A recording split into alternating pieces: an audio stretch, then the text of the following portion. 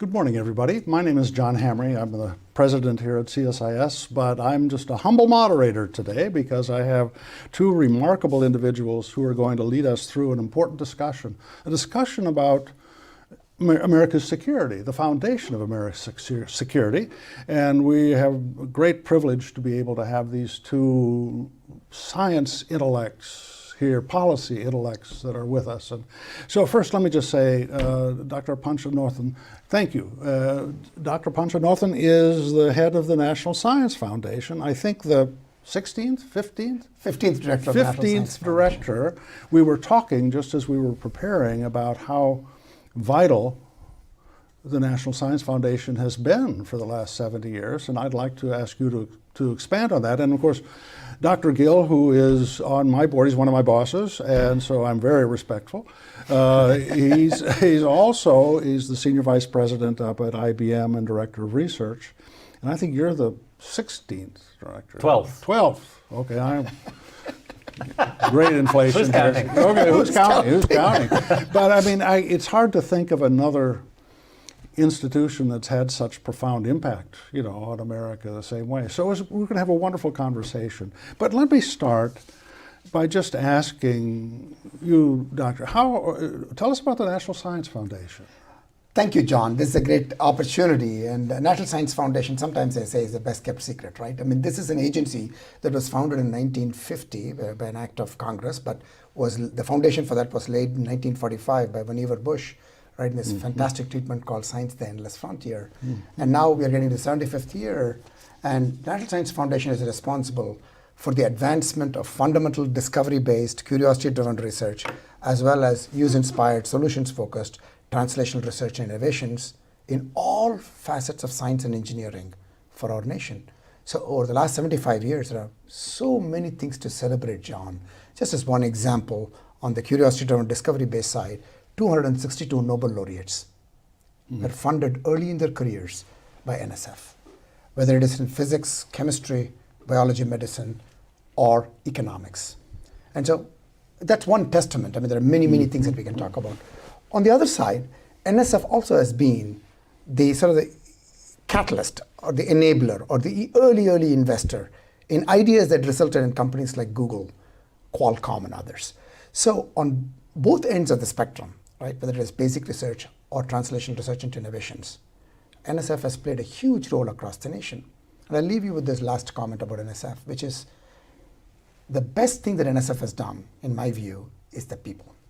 Is the people across the nation who are the discoverers, who are the idea generators, who are the people who are academic leaders and thought leaders and contributing to unbelievable technological innovations, who are the leaders in industry, who are the practitioners in industry. There's so many of them entrepreneurs, and even in the public policy realm. So NSF is, I call it the DNA of NSF, has essentially touched many, many facets of folks all across our nation that are contributing to the economic security, national security, and societal prosperity. Now, the National Science Foundation makes grants to researchers in the private sector. How big is your budget? So our budget is $9 billion this year, 9.2 billion this year. And when I talk about we make grants, but I call it we are investing in ideas and people. And we invest in people in the academic sector who are faculty members. We invest in individual students through the investments that we make. It is for students, or we directly invest in graduate research fellows or undergraduate research kind of investments that we make. So it is all across the nation. We invest in the K-12 sector, community colleges. We invest in 2,000 institutions in our nation, which is all across the geographies, urban, rural areas, all 50 states, territories. So it is truly a remarkable agency that has made possible in fantastic progress. I'm just going to take one example, and then I want Dario to weigh in this too. Let's take AI of today, John. AI of today that we celebrate, and all of us are excited and want to invest more to realize the full potential, of course, keeping in mind we want to have safe, secure, responsible, ethical development. This AI of today has been sustained investments by NSF for over 6 decades.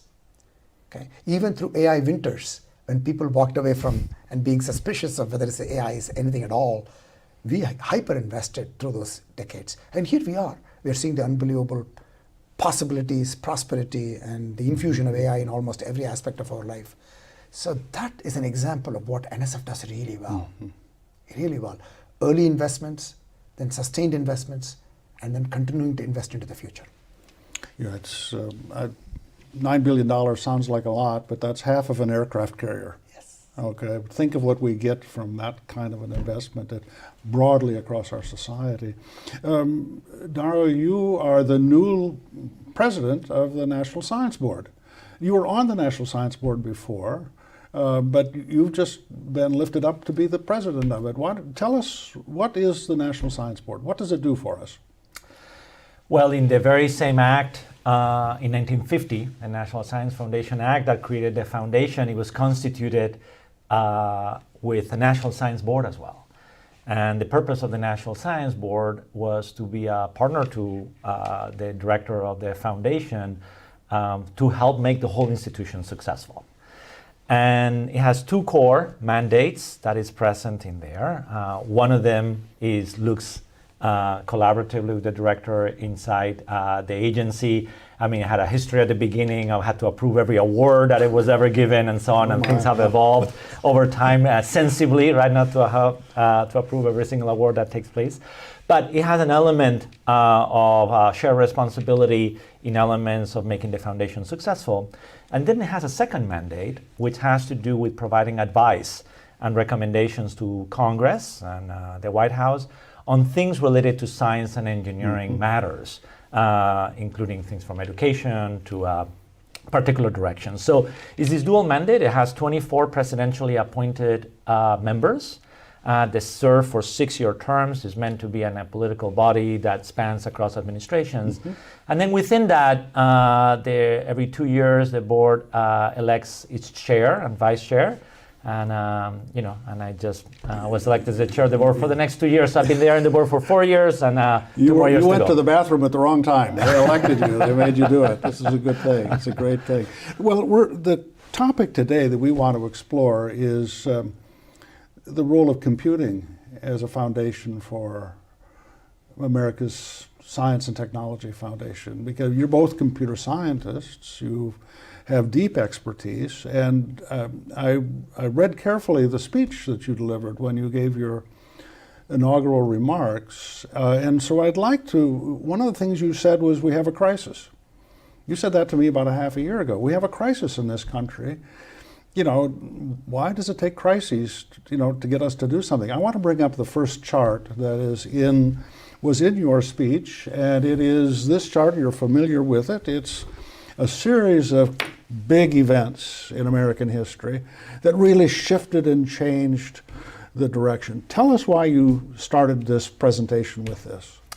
So I started the presentation to kick off the 2-year term to begin a dialogue that begins with an acknowledgement that the landscape has changed.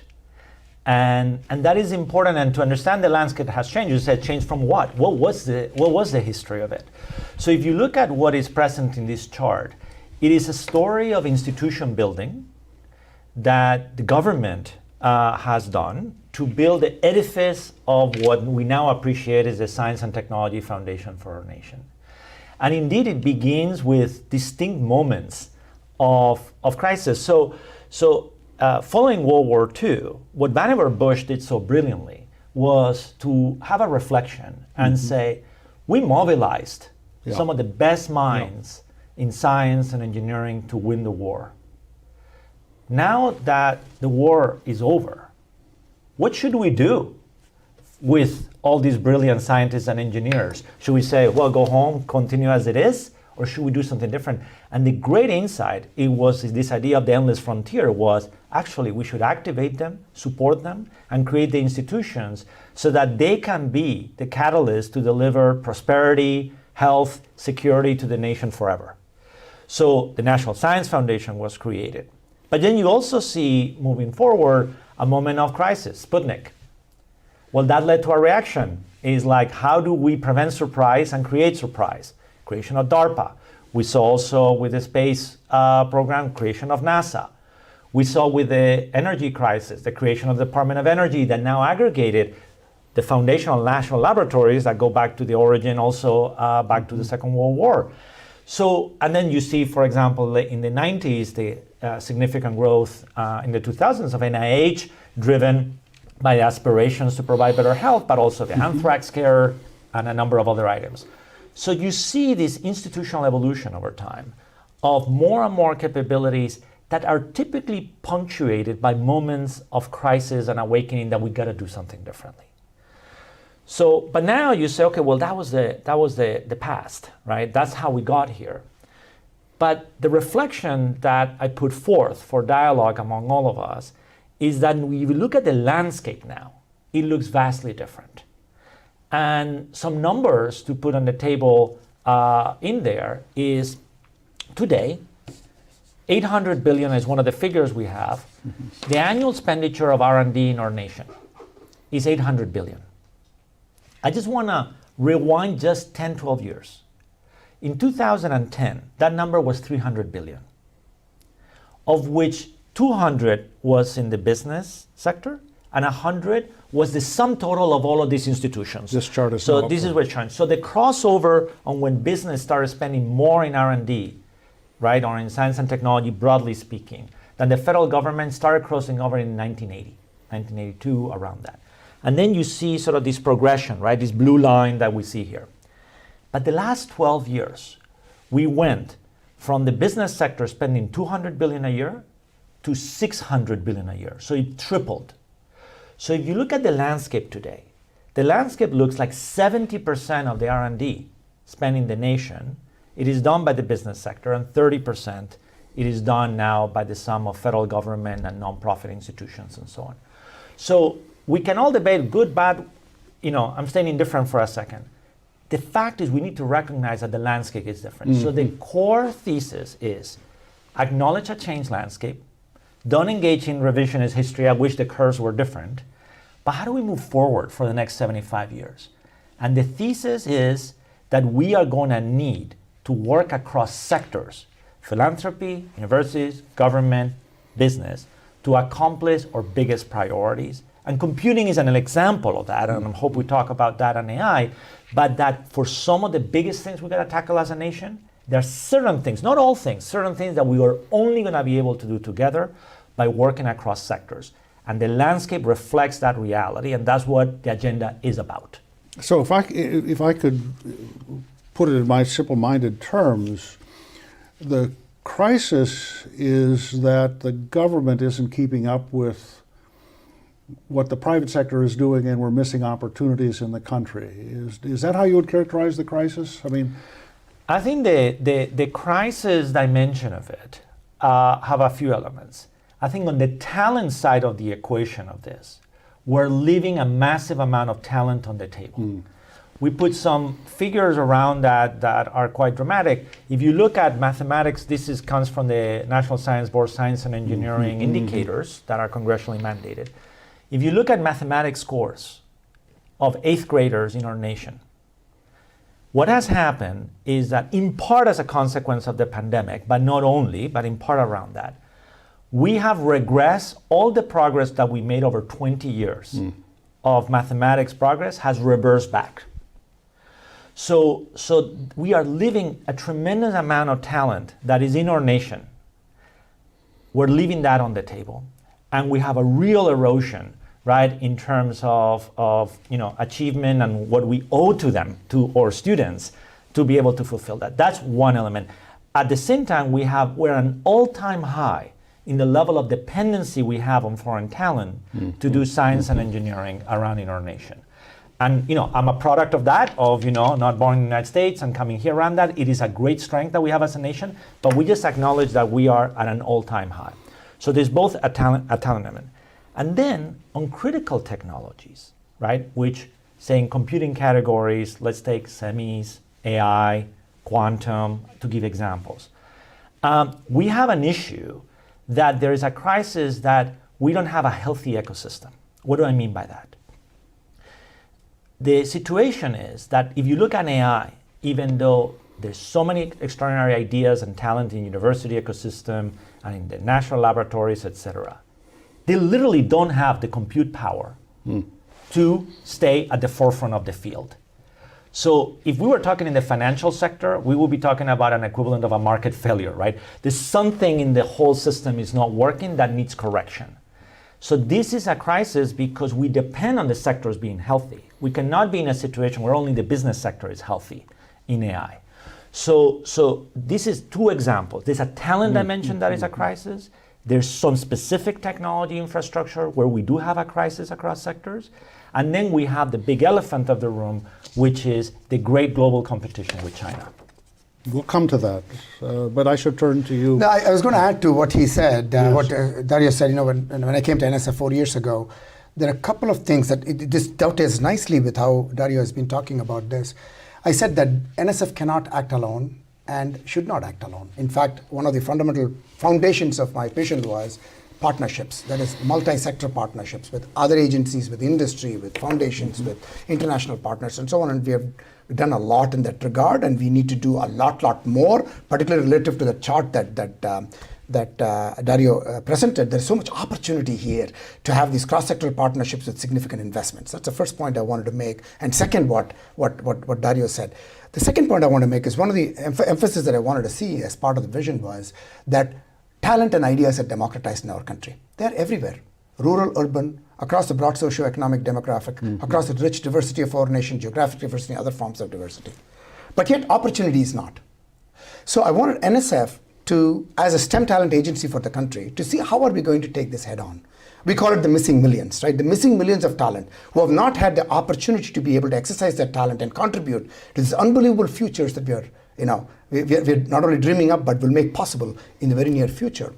So we have been investing quite heavily in terms of a focused manner to ensure that not only the institutions that we typically fund, which are doing great work, but the institutions that we have not funded as much, whether it is a minority serving institution like historically Black College University or a Hispanic serving institution, tribal colleges, Research 2 institutions in the Carnegie classification. How do we invest heavily in institutions so that we can take this democratized talent? How do we invest in K-12 institutions to build this capacity? So how do we ensure that every ounce of domestic talent is energized, motivated, inspired, and brought to life? Now, on top of that, how do we welcome the unbelievable global talent? Like Dario, I'm a global talent that was given the opportunity to come in this country and do the things that I have been able to do, for which I'm eternally grateful. But I know that therefore through the process, that if you welcome the global talent, and now the global talent does not become a substitute for domestic talent, but global talent is additive to domestic talent. That is, you unleash the full force and full scale of domestic talent, welcome and retain and energize the unbelievable full force and full scale of domestic talent. The combination is absolutely going to make sure that our nation is going to be in the vanguard of competitiveness, outcompete. We talked about global competition, outcompete any nation on earth, because we are a nation which has the innovation as part of our fabric, as part of who we are as a DNA. So out-innovate and therefore outcompete, right? So this is very, very important for us to make sure that we do in an effective manner. And in order to do this, we need to partner. Hyper-partner. I use this word hyper-partner because it's not just partnering, it's hyper-partnering. How do we make sure that you partner with every entity to the table? And Dario talked about computing and how AI cannot be the possibility is limited to few institutions or industry which has the resources to be able to provide that for energizing and making the ideas real. We need AI infrastructure to be democratized and be accessible. And that's why the Office of Science, Technology Policy and the National Security Council a couple of years ago, in partnership with NSF and other agencies, had a National AI Research Resource Task Force. They produced a report, and that's out there for people to see. But that became a component of the President's executive order last October, when we talked about how do we ensure that the prosperity that AI guarantees, with the caution of safe, responsible, ethical, secure development being done as we move into the future. And so as part of that, the NAIR, as we call it, a pilot of NAIR, this democratized research resource, was to be piloted in 90 days. And NSF was the management entity working with other agencies and other partners. and I'm very proud to say, if I can give you some data points on that, very proud to say that in 90 days, we were able to bring 12 federal agencies and over 25 private partners, the who's who in AI, whether it is IBM, NVIDIA, Microsoft, Amazon, OpenAI, Anthropic, you name it, all the companies coming together, and that's a testament to the fact that, as Dario said, how do we energize everybody? Because everybody feels that this is a moment for us to bring things together that unleashes the talent and ideas all across our nation to contribute to this future. And so I'm very proud to say that already we have funded 100 projects. As a pilot scale, we put in $30 million, and companion investments in terms of resources have multiplied this several times over. But now we are at a moment to see how we can make this into the full scale NAIR as a compute infrastructure.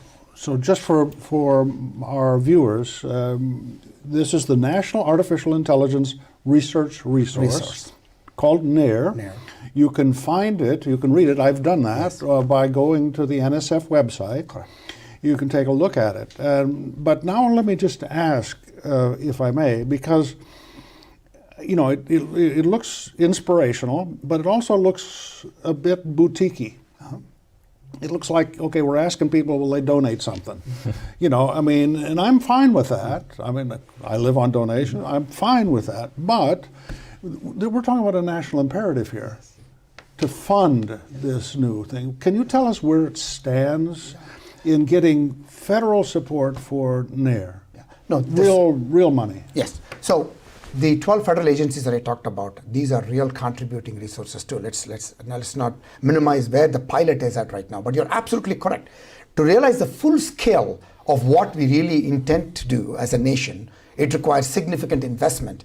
And I'm very happy to see that in Congress, there's a bipartisan support on both the House and the Senate side, as well as the administration being strongly supportive of this, which is how do we ensure that this full scale development and deployment happens and in a timely manner.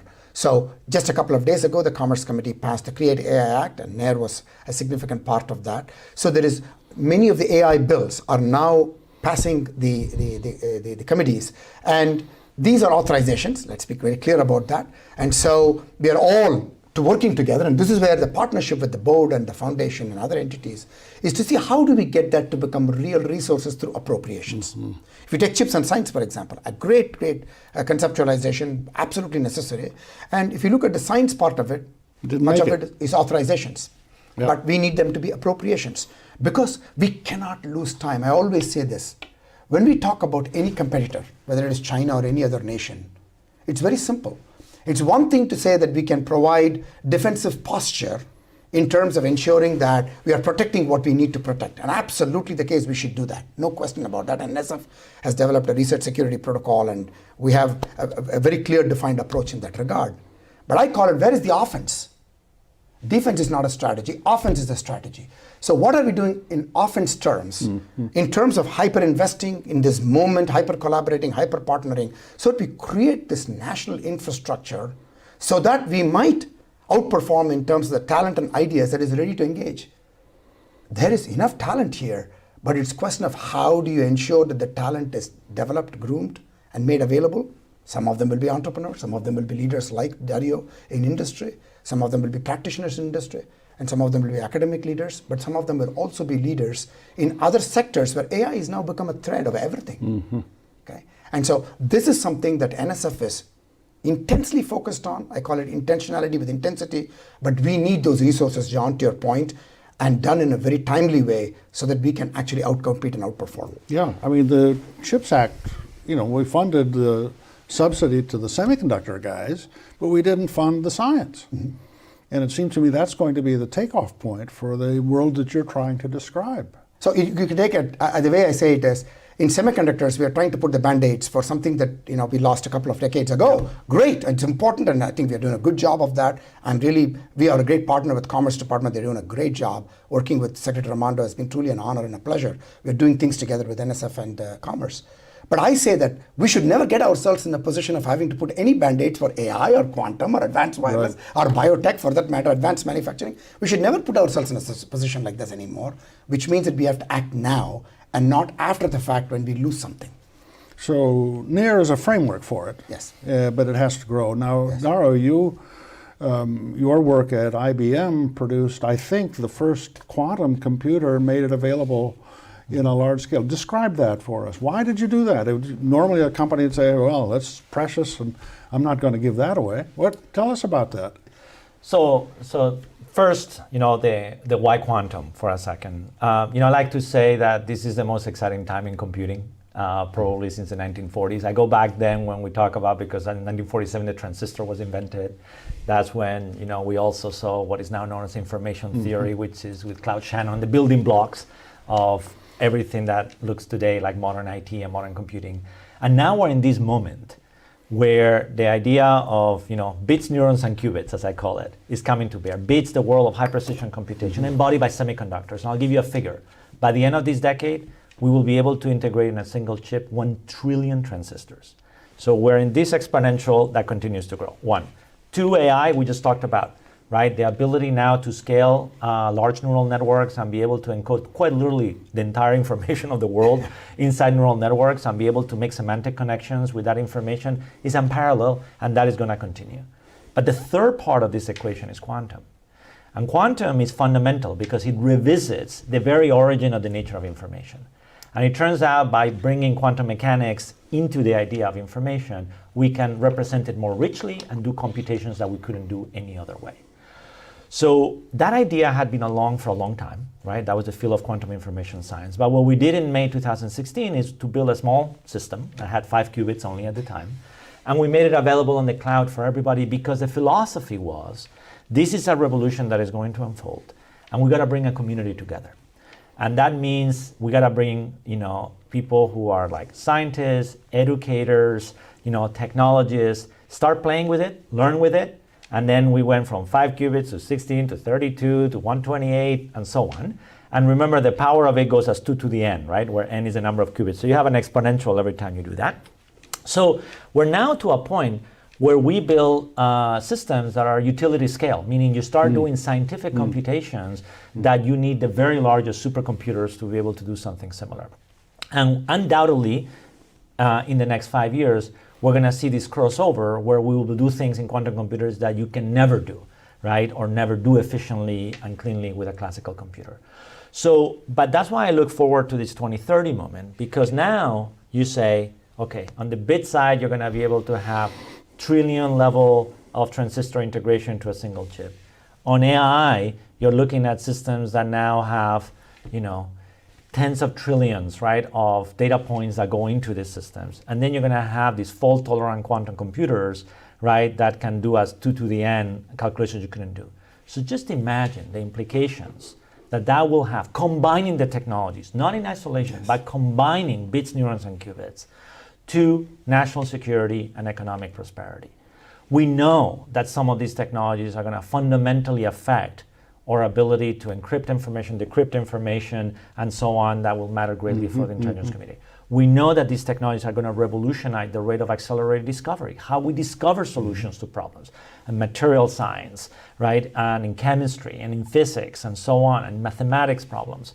So this issue of envisioning an acceleration at the rate at which we can discover problems by a factor of 10, 100x, sometimes 1,000x, is going to happen.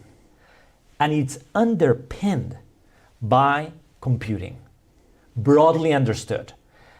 From a national security lens, the way Jake Sullivan formulated it was clear. Like I said, computing is made out of semis, AI, and quantum. Those 3 things are going to be the nature of the overlap between science and technology and national security. He added biotechnology, he added energy as other sectors, but the computing category, not only is the United States historically has been the pioneer in inventing many of these technologies, but we have to lead. There's not an option not to lead it. The director pointed out appropriately that in semiconductors, even though we had invented that technology, we lost the leadership on that technology. And now it's an expensive proposition to recover that.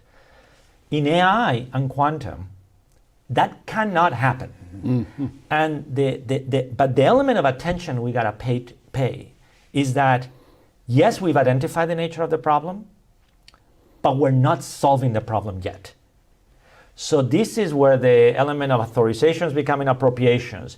us having an ambitious agenda. How do we build the next generation supercomputers, right? We have built CPU-centric supercomputers. We build GPU-centric supercomputers. We must build quantum-centric supercomputers.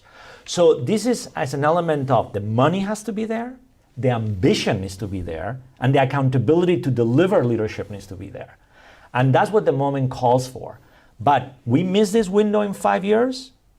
In 5 years, because the rate of this accelerates, we're gonna go back, and the problem with chips is gonna be a tiny, problem compared to the problem we're gonna have if we miss this window. So this is the element of when you talk about a little bit of crisis and urgency is, yes, I know we're all looking at the same thing. I know we're all talking about the same thing, but we have to act.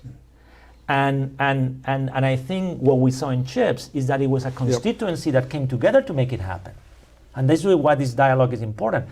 The national security establishment, the business sector has to partner with government and says, we all have to make this happen.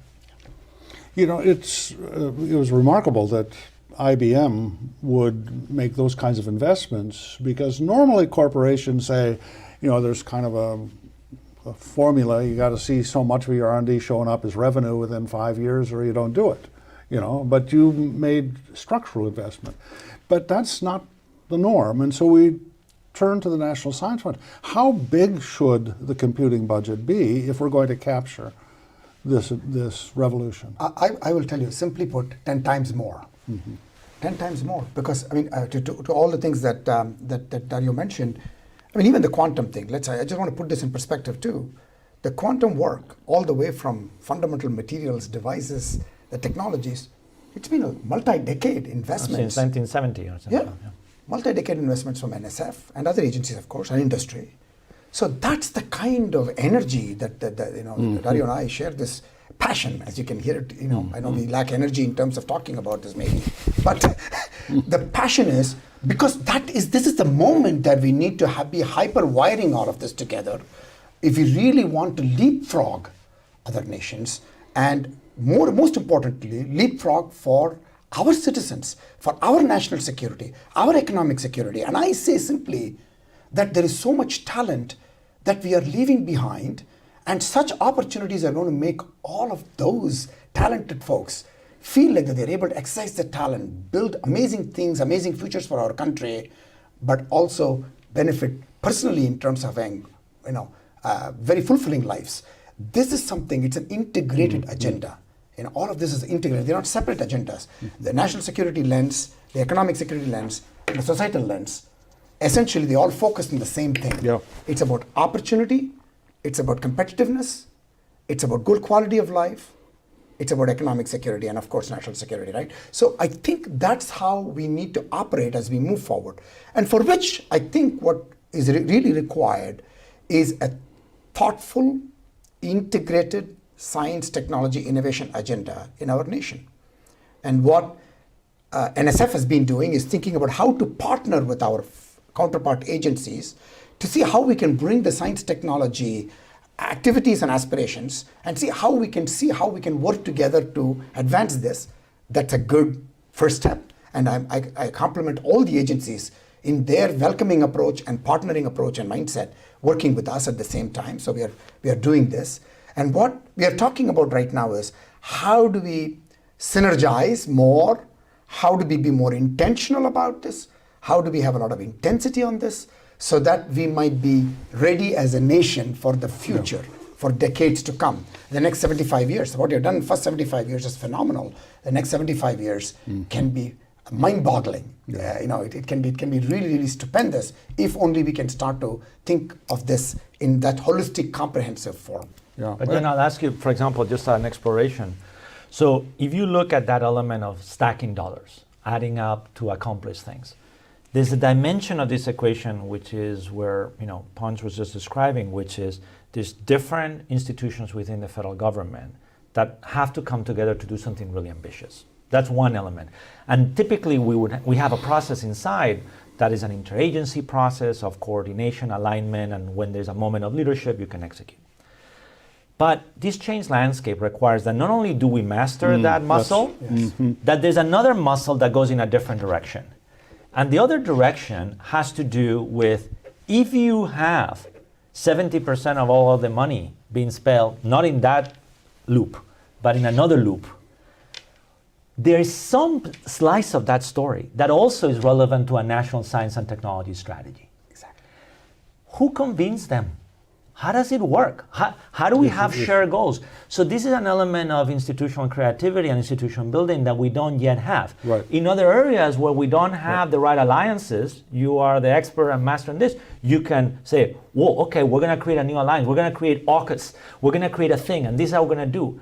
And there's a mandate and the authority to do it and so on. When we gotta do something like this, where we gotta come together across sector to accomplish a national goal, how? This is the question that we want to explore. And in the turn on the board, on the chairmanship is like, how do we start developing not only the conversation, but the mastery of how do we do this cross-sectoral national science and technology strategy? It's a hard problem to do. I'm not minimizing it, but not alliances are also hard problems to do, or trade pacts are hard things to do. Science and technology requires the same institutional creativity nowadays. And you know, this has to be manifesting itself in many forms, as Dario says, interagency, industry, and industry being a huge investor, but it's also structurally as a nation, how are we wiring ourselves in a way that we can do this, whether it is the appropriations that happen in Congress, whether it is the budgeting that happens in the administration, but also how do we synergize that with the budgets that industry has already planned for the future, and how do we get all of that working? And so the structural thinking is at all levels, and so it's a moment for us, I think, and I think that's where I think this work can be very exciting in terms of how do we work together and create this for the future. Well, I strongly agree with you. This is a national security issue, Yes. But our structure in the federal government, the national security, is the old Cold War structure.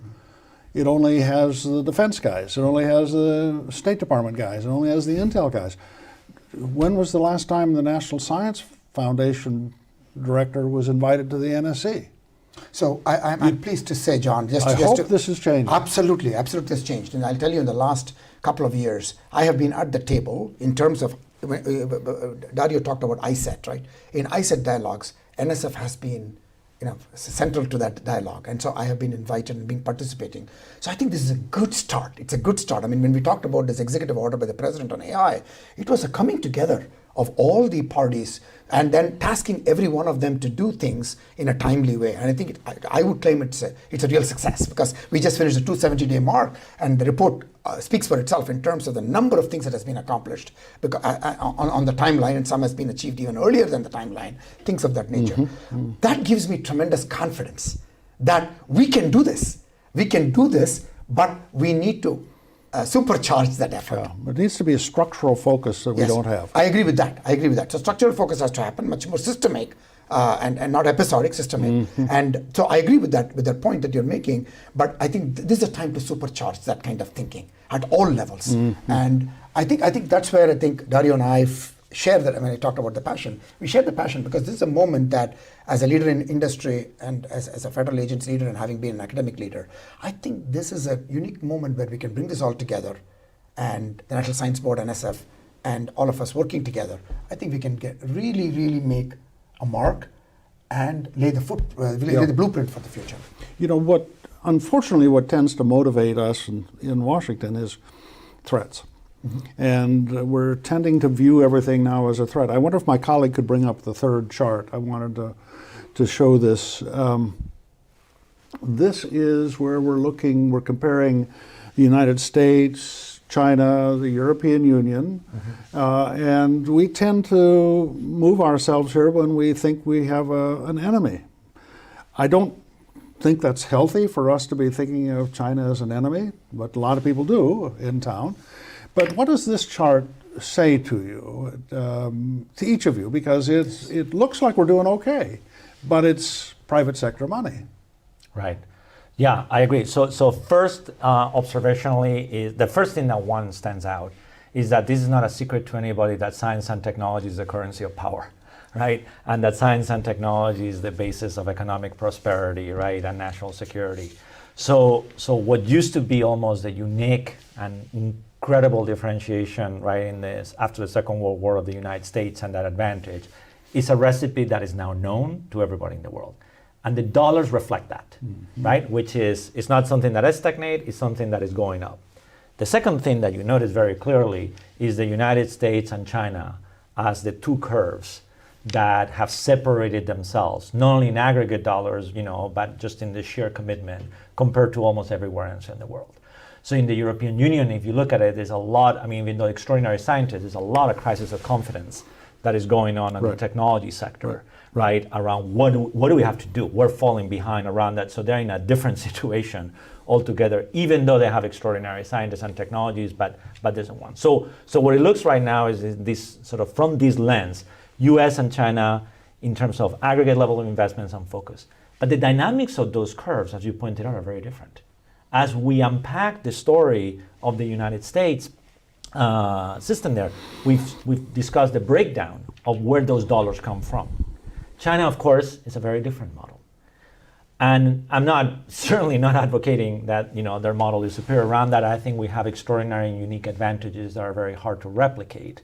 But it does show, and the data shows that as a consequence of the investments that they have made, they have for the first time surpassed the United States in the number of PhD scientists that get trained and educated. They surpassed the United States in, for quite a while already, number of publications. Surpassed the United States in the number of patents that get used around that. And it is a formidable competitor on every dimension that you can imagine in science and technology. It is also the fact that China is the largest scientific collaborator with the United States. So both things can be true simultaneously around I want to dig into that. But this dimension of technology as a currency of power and the impact that these investments are going to have on what it's going to mean, it is a central dimension of this change landscape, an integral element of it. So when we talk about, for example, the separation of defense investments in federal government versus non-defense investments, I think we are framing it wrong in science and technology. Because when we cut now science and technology outside of defense, we're really cutting the economic and national security prosperity around that. And we gotta get to the point where the leaders also in the defense establishment says, when we're cutting that, it's like cutting our defense budget, because it is so intimately tied to the success and in the context of the great, and challenging, right, rivalry that we have with China. This is going to be arguably, if not the central, certainly one of the two top playing grounds of what we're going to have to deal with. Let me just ask this. You mentioned that we collaborate with China. Right now in Washington, it's pretty much hostile. We view them as a threat. And yet, every time I talk with scientists, collaboration has been a part of the strength in our system. How are you speaking to that as the lead scientist, for the United States? So basically, there are components, as Dario said, there are components of basic research. Let me give you in the areas of biodiversity, in the areas of climate change, and so on. You can partner on the basic science discovery space, of course, with partners all across the globe, because faculty members, as I'm a faculty member, right? As a faculty member, or I was a faculty member and on leave now, but as a faculty member, you find the partners that are more akin to your thinking and your, and very supplement and complement your work, and so you find those partners.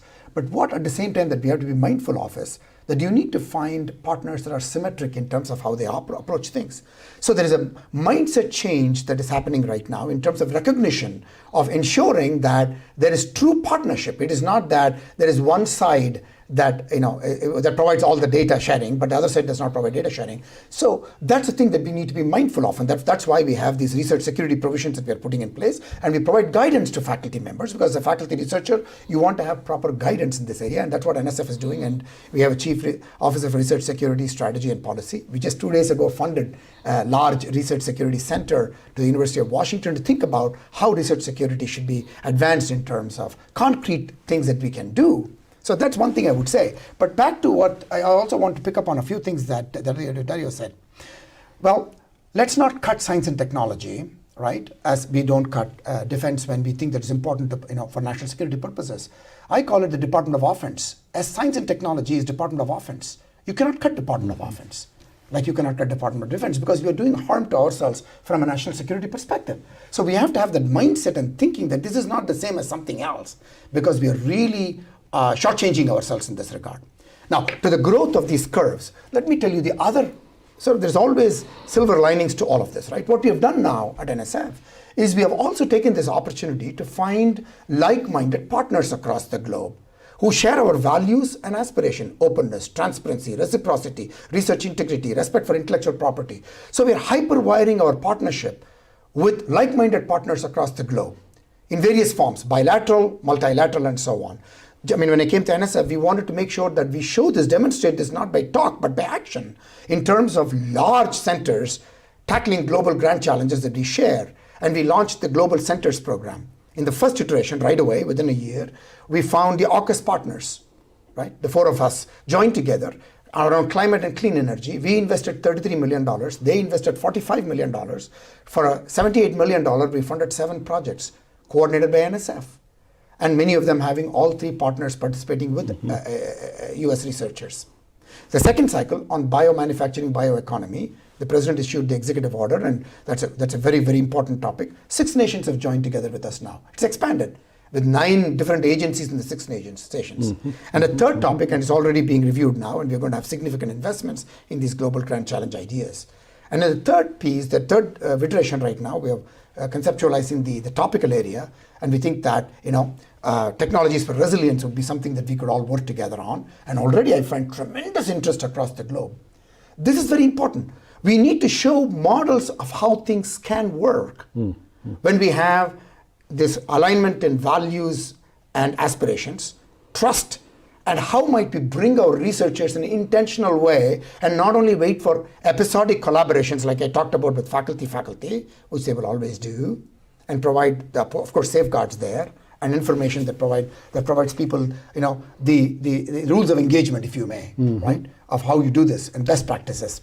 But you also want to show what models can actually work and thrive and prosper. So when we talk about these graphs, it's interesting from the point of view of soul searching and finding what we need to do in terms of federal investments and synergizing with other investments from philanthropy and corporates and so on as a nation, yes.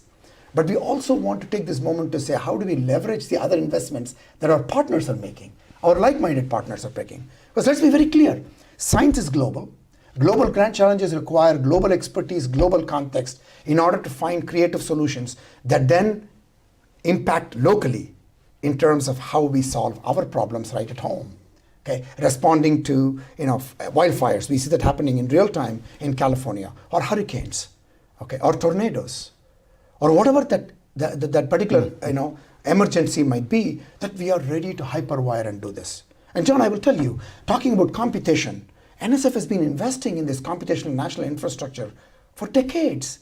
The National Center for Supercomputer Applications at the University of Illinois, or the supercomputing centers in San Diego, or supercomputing centers at various regions, individual institutions, minority serving institutions. We have a separate program for that, right?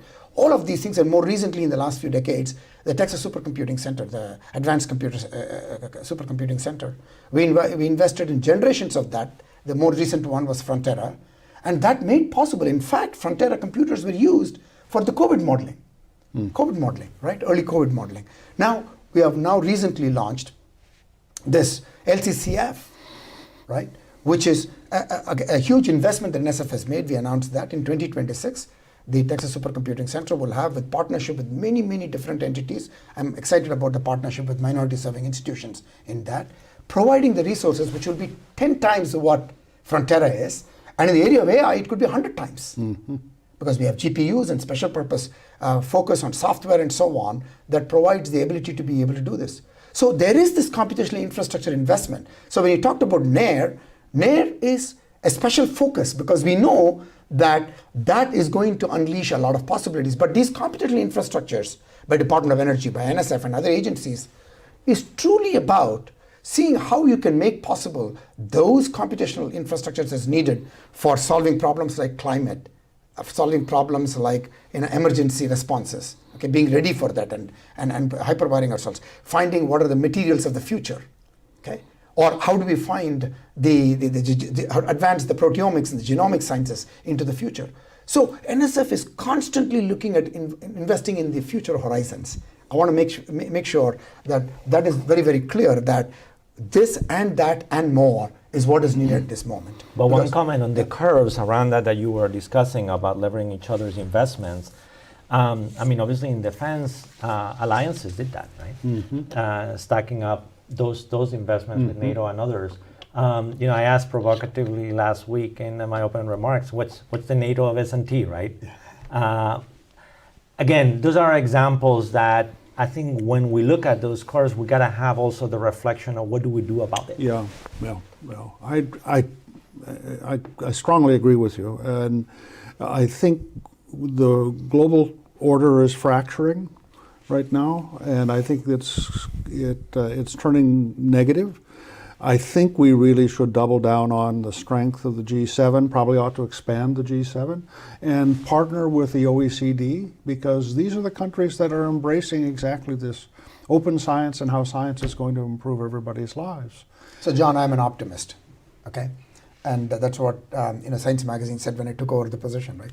I'm an optimist. I find that science, technology, innovation is about lifting the aspirations of every human being and solving the great grand challenges of our time, impacting every human being, okay?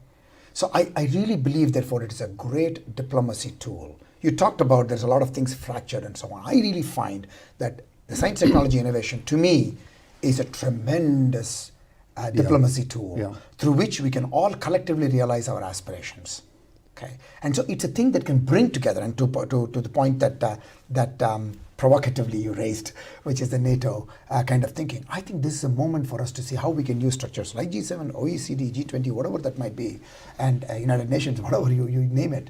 How do you make sure that science, technology, innovation becomes a very important fabric of bringing the global community together around common aspirations that all of us want our citizens and our nations to prosper? Right now, it's scientists like you guys talking about it. It needs to be defense guys like me talking about it.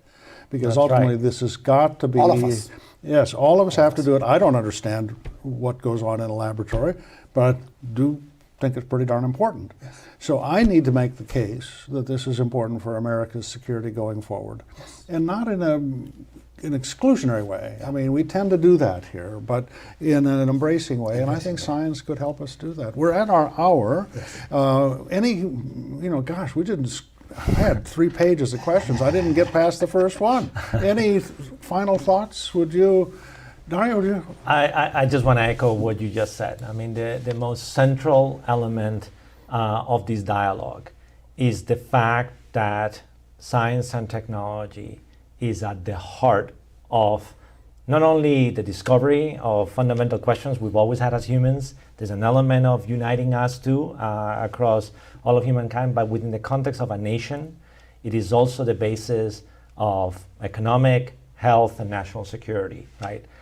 And that there is no sign that that is abating. If anything, it is accelerating and doubling down. So I think your recognition, you and CSIS, of the importance of this topic as the heart of the national security discussion is arguably the most important conversation we could be having. And I just want to thank you for inviting us in this dialogue. Well, thank you. John, I will tell you, how do we succeed? I think about this a lot, right? How do we succeed and build on the amazing successes that we have had as a nation? So I use succeed as an acronym, just so that it's imprinted, right? S, this is a moment to supercharge ideas, discoveries. This is the moment, the U, unleashing talent and ideas. This is a moment to make sure that we work as a collaboration. Okay, it's not just one entity, but all of us coming together, right? And with the purpose of creating opportunities, the other C. Mm-hmm. Opportunities for who? For everyone, the E. For everywhere, the E. Okay? And then do it with a mindset of diversity, which is not, diversity is about diversity of ideas, experiences, backgrounds, contexts, all of that and more, bringing that kind of diverse perspectives into this. If we do this, John, we will have nowhere but to succeed. Oh, that's right. And succeed with so much of force and will be always that light, the beacon that leads the globe in terms of what it does for freedom, democracy, and prosperity for all. Well, I can't possibly elaborate anything better than that statement. I mean, the last 70 years have been the most glorious years in human history. And it was founded on endless frontiers. It was just having the imagination of scientists that come to public life. And I also just want to say this, I'm not trying to be political, but thank God we're a country of immigrants. We want to say thank you to both of you. You have made an astounding contribution today. And of course, your professional contributions are just breathtaking. So I want to say thank you. And we'd like to follow up in any way we can to help you with your mission. Thank you. Thank you both. Thank you. Thank you, John.